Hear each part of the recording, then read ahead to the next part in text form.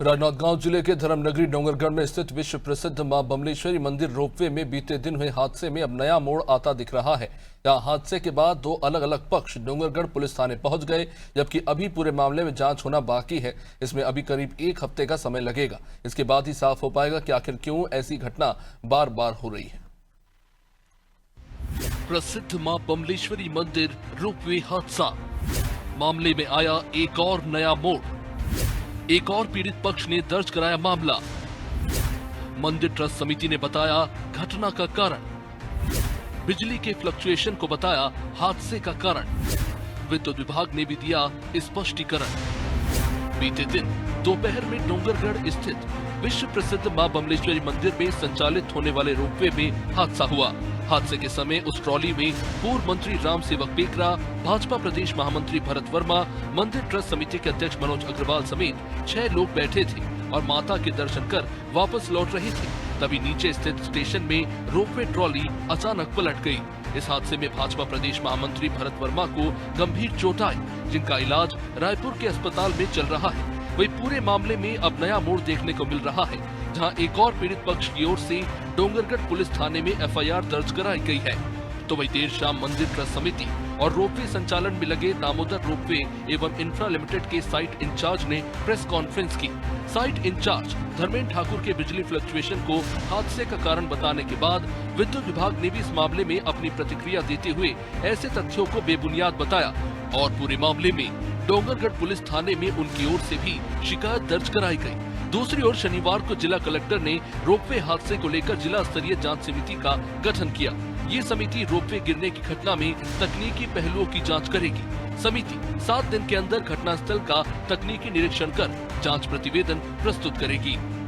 जो रोपवे की सप्लाई है यह डोंगरगढ़ सब स्टेशन से है और उस दौरान या उसके बाद भी उसमें किसी तरह का कोई फ्लक्चुएशन हुआ नहीं है। और जो मंदिर ट्रस्ट का ये कहना है या उनके ऑपरेटर का ये कहना है कि फ्लक्चुएशन के कारण हुआ है, तो एक चीज़ और बताना चाहता हूँ कि जो रोपवे का जो कनेक्शन है वो उच्च दाब कनेक्शन है। उन्होंने जो है हमसे 125 kVA का एक एचटी कनेक्शन लिया हुआ है और उसमें जो है ट्रांसफार्मर जो लगा हुआ है वो उपभोक्ता के द्वारा ही लगाया जाता है और उसका मेंटेनेंस भी उनके द्वारा किया जाता है। और जो रोपवे जो संचालित था वो उसी ट्रांसफार्मर से था। तो फ्लक्चुएशन के कारण इस टाइप की घटना तो पॉसिबल नहीं है और हमारे यहाँ तो फ्लक्चुएशन हुआ भी नहीं है, क्योंकि वो मैंने पूरा डाटा भी रिकॉर्ड कर लिया, पता कर लिया। यहाँ पे कोई किसी तरह का कोई फ्लक्चुएशन उस फीडर में हुआ नहीं है और जो दुर्घटना हुई उस दौरान हमारी ऑफिस की सप्लाई भी उसी फीडर से थी। देखिए, हमने उच्च अधिकारियों को पूरा जानकारी दिया है। उनके द्वारा यह कहा गया है कि भाई एक थाने में जो है सूचना दिया जाए कि इस टाइप से जो उन्होंने बयान दिया है, तो उसके तारतम्य में हमने एक तो सूचना तो थाने में दे दिया है प्राथमिक।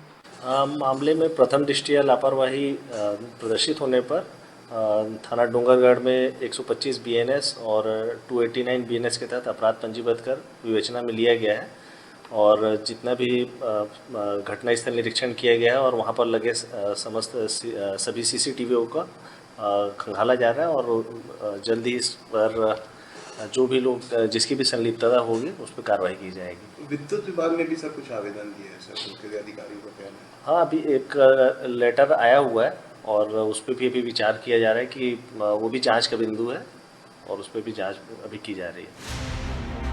बहरहाल रोपवे ट्रॉली के हादसाग्रस्त होने के बाद से लगातार जांच कर दोषियों पर कड़ी कार्रवाई की बात हो रही है। बावजूद इसके जांच शुरू होने से पहले ही मानो पूरा मामला विद्युत फ्लक्चुएशन पर आ अटका है और इस मामले को लेकर विद्युत विभाग और रोपवे संचालन कंपनी के साइट इंचार्ज के बीच अपने आप को सही साबित करने की होड़ मच गई है। इसमें मजेदार बात यह है कि पूर्व गृह मंत्री राम सेवक पेकरा ने कुंदरगढ़ मंदिर में भी रोपवे लगवाने की योजना तैयार की है और इसी की जानकारी लेने के लिए वो डोंगरगढ़ आए थे, लेकिन इसी दौरान ये हादसा हो गया।